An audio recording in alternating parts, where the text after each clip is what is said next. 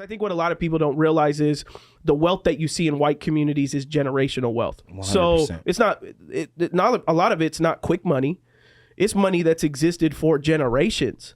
So if you just look at a white person who, and even a Jewish person, a lot of their money has happened through generations and generations. And so where people say, oh man, look, there's no redlining today. Well, yeah, it's not today, but just one generation ago, it did exist. And so it has impeded an African American's ability to create generational wealth. For Hispanic people who come to this country, oftentimes you'll ask someone that's from Guatemala, Costa Rica, Mexico, who come to America. If you ask them who come over here, are you guys going to get rich? Most of them will tell you no, but my kids might be. Their kids might be, because I'm gonna set them up, because they're like, I'm gonna work hard and I'll make sure they go to school and I'm gonna make sure and I'm gonna do what I got to do. And so I think part of this address is we have to have a conversation about the now, but we also have a conversation of what are we setting up for kids, the next generation. And so an African American, I think, has to go, not just about it, because the lowest percentage of people who have life insurance, health insurance, things like that is African Americans, one of the largest percentage, because it is a very like, oh, man, I got to worry about today. I got to get food on the table survival today, right? And 50% of all African Americans, the women are single mothers. Right. And so they're like, man, I'm working 2 jobs just to put food on the table, right? Like I can't worry about putting $150 in this fund for my kid. I can't. So there's this lack of education and generational wealth, and it's a very right now mentality. But when you look at any other community that has generational wealth, or even an African American who has generational wealth, a lot of it has come through compounding interest of generations, that delayed gratifications that have gone down. And so not only do I think the church is a huge component, that the church has to really rise up in this hour, really be the leader, and pastors have to unite, because right now even pastors are like completely divided on so many different conversations. So we really have to be united in a lot of areas as pastors. But I also think people then have to get to a place, my great grandfather was a mechanic, my grandfather was a plumber, and then my dad was a pastor. And one of the first things my dad said was, he said, I'm gonna get a second house by the time I'm in my 40s so that I can sell it when my sons turn 21 or they get married, and I'm going to give them each $50,000 to start their life. That was a generational thing. And my dad did say no for really up until he was almost 60. He said no to a lot of things to make sure his kids could get what they need. I want them to be able to get a house. I want them. And my dad lived very, very modest for almost 60 years. Now my dad, he'll be like, oh, I could buy that. I could buy that. Man, for the first 6 years, he was like, I'll make sure Adam has a house. I'm going to make sure Caleb has a house. I'm going to make sure Nathan has a house. He did because he was like, my grandfather was a plumber. My dad was a plumber. My great-grandfather was a mechanic.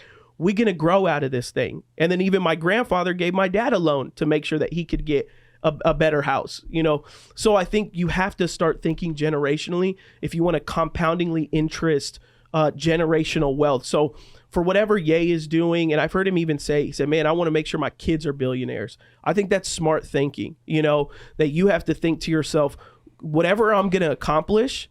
And Jewish people are very, very, very, very, very smart with that, because you'll notice every time you go to a hospital, every time you go to a college, buildings are named after Jewish people, because they recognize that the wealth is in their legacy. The wealth is in generations. So they say, I'm going to build that building so my grandkids know that I had that building, instead of saying, I'm going to get the Cadillac Escalade that's going to be worth nothing in 5 years, right? And that's big even in my Hispanic community too, buying all the gold change and getting all the, I got friends that could barely pay their rent, but they got a 2023, Mercedes AMG. Let me say this too. You bring up legacy. I will bring this up.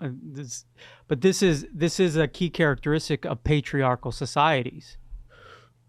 Is leaving a legacy. That's what I'm saying. Yeah. That's what I'm saying. So when you subvert what God intended human nature to function as, you're going to have a devolution of these norms. And so there's a key link between fatherless homes and the lack of legacy, the lack of generational wealth. So you can't have your eggs and eat it too. You can't hack human nature, right? So you bring up an important concept that's critical to the success of Black, of Arabs, of Jewish, of whatever minority, of whites, whatever. But in order to do that, it also that's very patriarchal. You know, that's very a patriarchal mindset where because the woman nurtures, the woman cares, the woman is empathetic, but the man is the one who fights, the man is the one who creates, the man is the one who's thinking about his name and his legacy and his future. So, you know, that's coming back to what we've talked about in the past. You know, one of the key solutions to which we've talked about, ethical and moral dilemmas to of America. African Americans in particular, with the broken homes, the fatherless homes, and how that's a key component to the degradation, the problems that we're seeing, the being married to the welfare state, you know, and so on and so forth. So, but I feel like there's a big part of understanding, and the reason why I led with there has to be a reprogramming of the mind is because you can talk legacy, you can put the greatest business plan in front of somebody, you can put the greatest financial plan in front of somebody, but if I don't change the way of how I think about money, if I don't change the way of how I think about society as a whole, you can give me the greatest plan to become a great legacy builder, but if I don't change the way that I think about things and the perspective of how I view it, none of that's gonna help. And so maybe for certain communities that's great, but when we talk about leaving a legacy, you have to shift even that terminology within the Black community. It's just recently became really popular.